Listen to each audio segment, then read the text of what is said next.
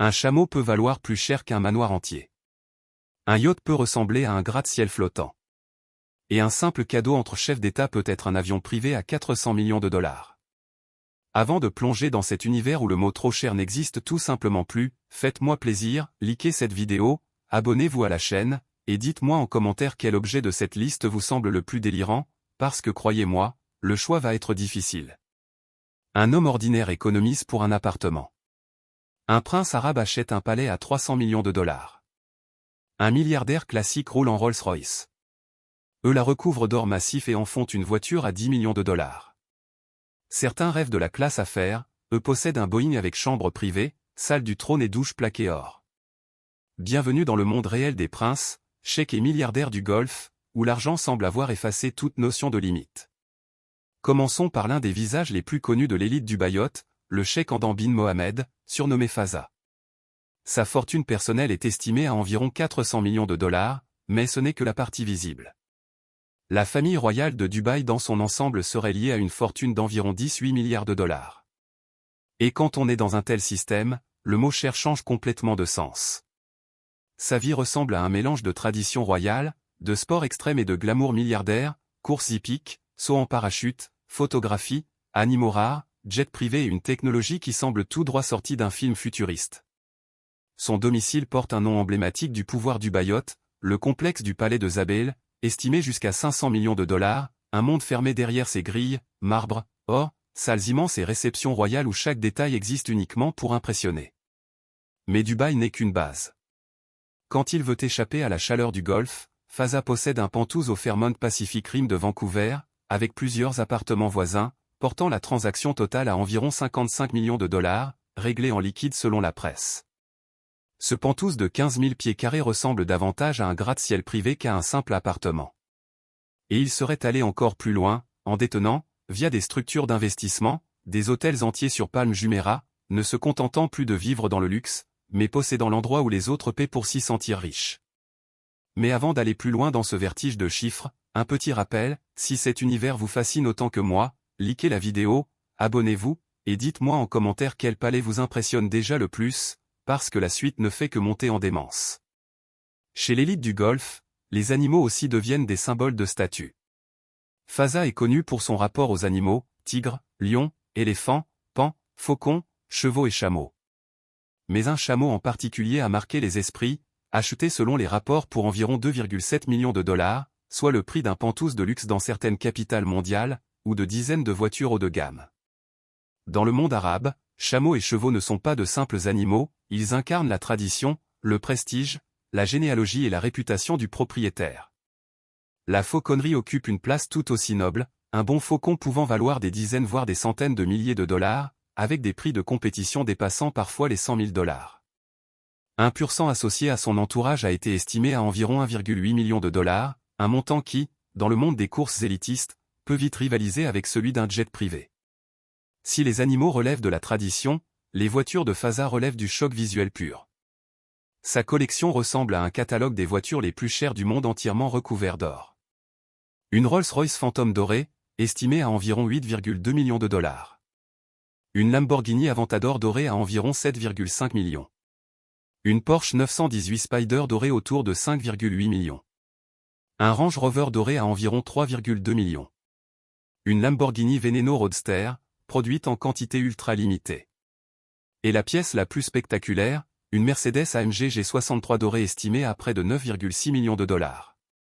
Ajoutez à cela une Aston Martin One 77, produite à seulement 77 exemplaires, une Bugatti Veyron Grand Sport, une LaFerrari et une Ferrari F12 Berlinetta. Ce qui serait pour n'importe qui d'autre un musée entier devient pour Fazza un simple choix pour la soirée. Et quand même une collection pareille ne suffit plus à impressionner, il faut passer à des engins qui ne ressemblent à rien de connu. On lui prête un goût prononcé pour les véhicules tout-terrain extrêmes et même des tanks de luxe, des engins capables de rouler sur sable, boue, neige et terrain accidenté, dont le prix démarre autour de 495 000 dollars pour une version monoplace, jusqu'à 600 000 dollars pour une version 4 places. À cela s'ajoutent des voitures amphibies, capables de rouler sur terre et de naviguer sur l'eau, certains modèles atteignant 300 000 dollars, Fazza ayant dépensé selon les rapports environ 800 000 dollars pour plusieurs exemplaires de ce type. Après le désert vient la mer, et là, l'échelle devient encore plus vertigineuse. Fasa est associé à plusieurs yachts de luxe, dont l'Esmeralda, estimé à environ 70 millions de dollars, mais l'acquisition la plus impressionnante reste un yacht estimé à environ 180 millions de dollars, avec salle de sport, plusieurs piscines, centre de bien-être privé, salon luxueux et héliport. Un véritable palais flottant. Et quand la mer s'arrête, le ciel prend le relais. Un Boeing 747-400 privé est estimé à environ 260 millions de dollars, un avion capable de transporter des centaines de passagers en version commerciale, transformé ici en palais volant, avec chambre, salon, salle de réunion et un niveau de confort incomparable à n'importe quelle classe affaires.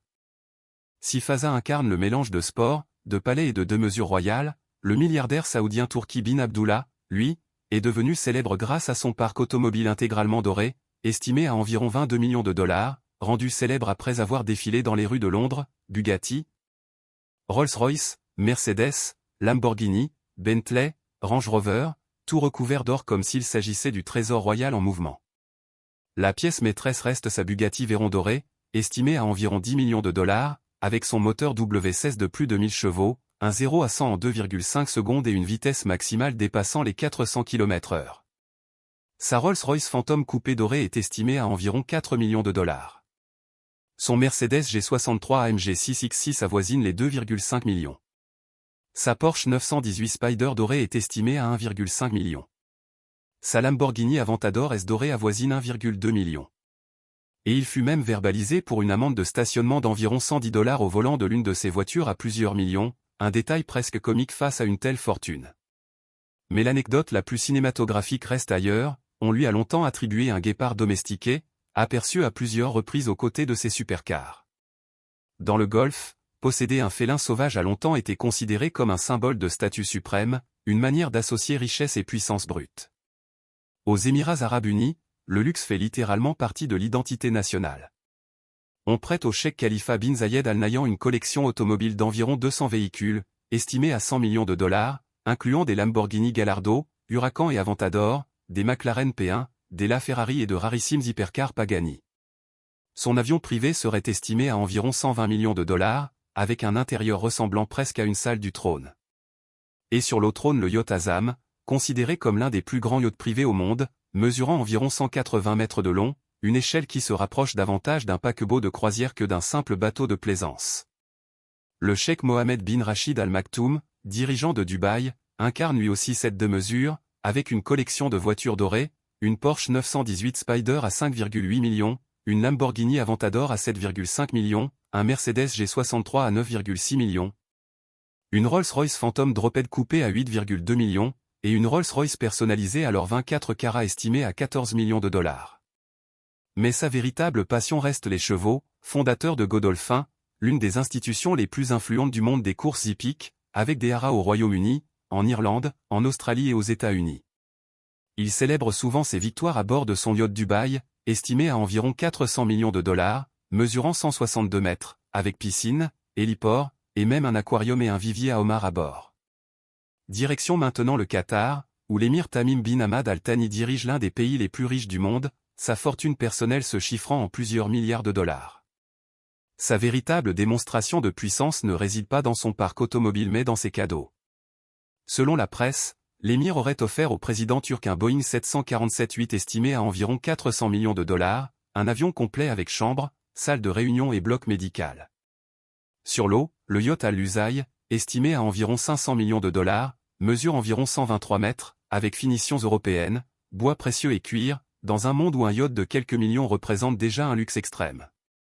Le roi du Maroc Mohamed VI, l'un des monarques les plus fortunés au monde, voit sa fortune estimée à environ 5 milliards de dollars. Mais ce qui impressionne le plus reste le coût de son train de vie royal, avec des dépenses estimées à environ 960 000 dollars par jour pour l'entretien du palais royal de Rabat, chaque jour, pas chaque mois. On lui attribue également un Boeing 747-400 en configuration VIP estimé à plus de 600 millions de dollars, ainsi qu'une propriété près de la Tour Eiffel à Paris estimée à environ 94 millions de dollars. Mais tout le luxe arabe ne brille pas nécessairement d'or. L'homme d'affaires égyptien Nassef Sawiris, l'un des hommes les plus riches d'Afrique, incarne un style bien plus discret, avec un appartement coopératif à New York acheté environ 70 millions de dollars, l'une des plus grandes transactions de ce type dans l'histoire de la ville, Un yacht d'environ 73 mètres estimé à 80 millions de dollars, et 2 jets Gulfstream G650, chacun estimé à environ 70 millions de dollars. Et quand on additionne la fortune de milliers de membres de la famille royale saoudienne, les estimations atteignent des chiffres presque irréels, environ 1400 milliards de dollars, une échelle comparable au PIB de pays entiers. Le prince héritier Mohammed bin Salman est associé à l'une des transactions artistiques les plus célèbres de l'histoire, l'achat du tableau de Léonard de Vinci Salvator Mundi pour 450 millions de dollars, la peinture la plus chère jamais vendue aux enchères. On lui attribue également le château Louis XIV en France, estimé à environ 300 millions de dollars, construit au XXIe siècle mais conçu pour évoquer l'époque royale française. Chez l'élite saoudienne, même les mariages ressemblent à des contes de fées, comme celui du prince sultan bin Salman, où les cadeaux à la famille de la mariée auraient atteint environ 50 millions de dollars. Le prince Al-Walid bin Talal, l'un des milliardaires saoudiens les plus connus, possède le Kingdom Palace à Riyad, estimé à environ 130 millions de dollars, ainsi qu'un Mercedes SL6 Sens incrusté de diamants estimé à environ 48 millions de dollars, et le yacht Kingdom 5KR, construit à l'origine pour Adnan Khashoggi, plus tard possédé par Donald Trump, et apparu dans le film de James Bond Jamais plus jamais.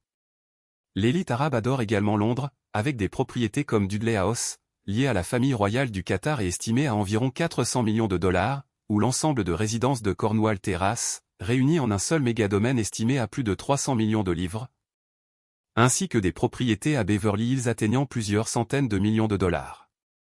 Enfin, à Téhéran, le palais de Niavaran, ancienne résidence de la monarchie iranienne, reste comme une capsule temporelle figée, mêlant à jamais pouvoir, glamour occidental et culture monarchique du Moyen-Orient. Les princes, émirs et milliardaires arabes ont façonné une richesse qui ne se cache jamais, une richesse qui bâtit des gratte-ciel, achète des chefs-d'œuvre à 450 millions de dollars, recouvre des hypercars d'or massif et transforme les avions en palais volants. Et quelque part, derrière les portes d'un nouveau palais, quelqu'un choisit en ce moment même son prochain jouet. Dites-moi en commentaire lequel de ces excès vous a le plus marqué, likez cette vidéo si cet univers vous a autant fasciné que moi, et abonnez-vous pour ne rien manquer de nos prochaines plongées dans le luxe le plus extrême de la planète. Merci d'avoir regardé jusqu'au bout, et retrouvez dès maintenant nos précédents épisodes juste ici, à l'écran.